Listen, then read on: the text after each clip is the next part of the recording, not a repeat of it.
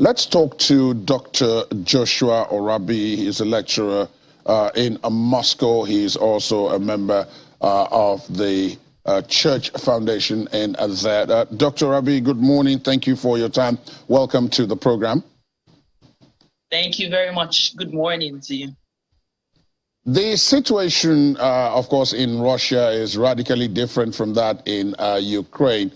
Things are a lot more peaceful, shall we say, in Russia. But then it has been the recipient of a lot of people fleeing what is going on in Ukraine, and this has included Nigerians. What can you tell us about what has been possible so far since this started some almost 9 weeks now ago? Okay.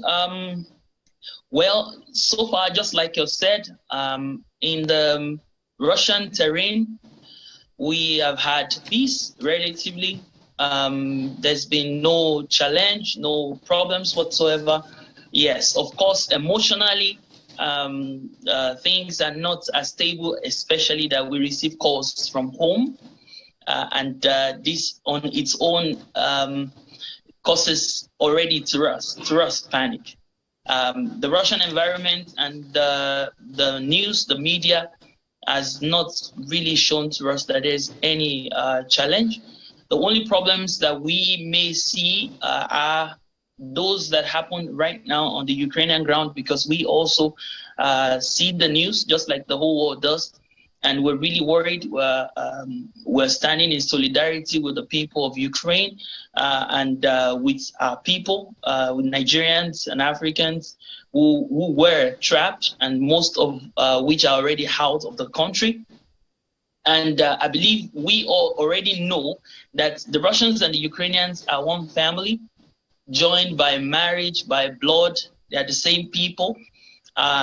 During my own days as a student, I visited Ukraine severally. My wife studied in Ukraine. She studied medicine. She's a medical doctor.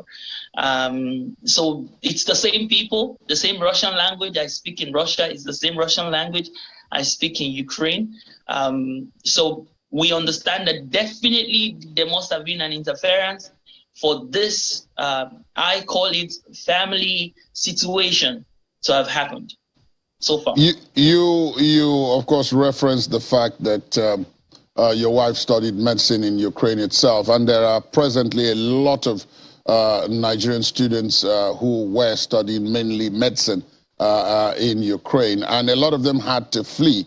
We had spoken to one of the executives of the Nigerians in Diaspora organization who referenced that a number of universities and other institutions in Russia had offered to give some space to some of the Nigerian students who were displaced by the fighting in Ukraine, and that NIDO was playing a significant role in that. What can you tell us about that, as well as the efforts of the organization to provide some sort of humanitarian aid to those who are leaving? Well, concerning humanitarian aid, I should once again give kudos to Nigerians in the Diaspora Europe, organization Europe, headed by Dr. Obashikola, who is actually from the Russian chapter. That organization, day and night, had been on their toes.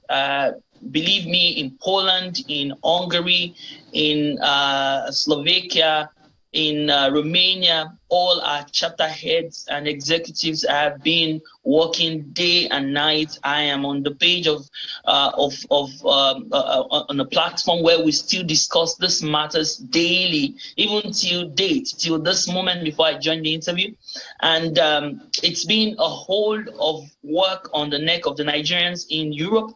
And I must really salute the courage so far. And of course, the diplomatic missions have done a great job to creating humanitarian support, humanitarian assistance. Some Nigerians are still trapped in Europe. I believe none is in Ukraine at the moment. I want to believe so, except for those who have decided to stay back or those who have become citizens of Ukraine. due to the policy that every man now who is within the ages of 18 to 60 must stay back to fight. Well, if we had such Nigerians in such categories, then yeah. But aside that, everyone else is being given the opportunity to flee, to escape, and NIDO is really doing a great job feeding, putting them to jobs, to getting one or two things to be done, trying to get them into universities. Now, coming to the Russian end, I particularly gave a call from my own office to the Ministry of Education of the Russian Federation, confirming that the ministry actually is made available an opportunity for every single foreigner who has escaped from Ukraine to get into the Russian educational system. I am in the academia myself as a lecturer, and I know definitely that the Ministry of Education, the Russian Ministry of Education, has since been very kind and generous with training of foreigners. Most of the Russian-trained Nigerians and Africans and even foreigners, most of them have been on the free Russian education for ages until now. I also had the opportunity. First, I came to study fee paying, but then later I got an opportunity to study on scholarship due to my activities, my social activities, then as a student. And so this same time, the Ministry of Education is giving an opportunity to every single Nigerian, every foreigner who was studying in the Ukraine, and now as an opportunity to come over here to study. How do they do this?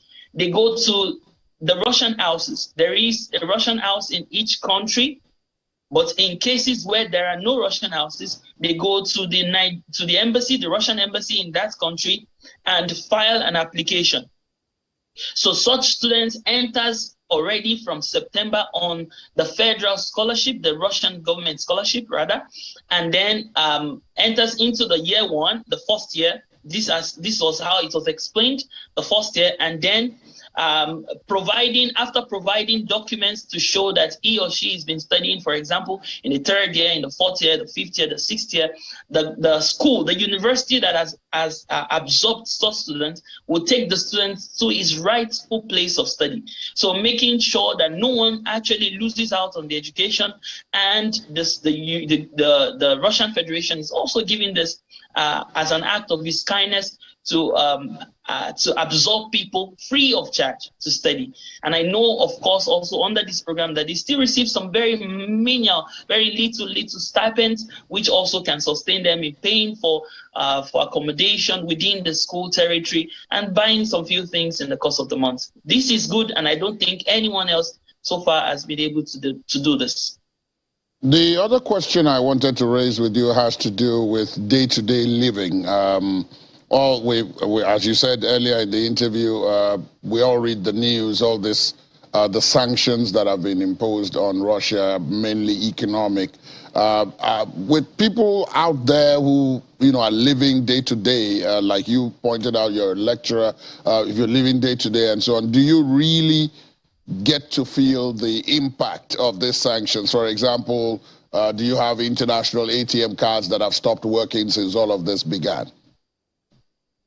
Well, so far it's not been as harsh as the world think it is. It's not possible not to feel the heat one way or the other, especially from the banking systems. Our banks informed us that we may not be able to use our Visa cards outside Russia, but within Russia we still use them. We already have other Russian cards too, like the Mir. We use it easily.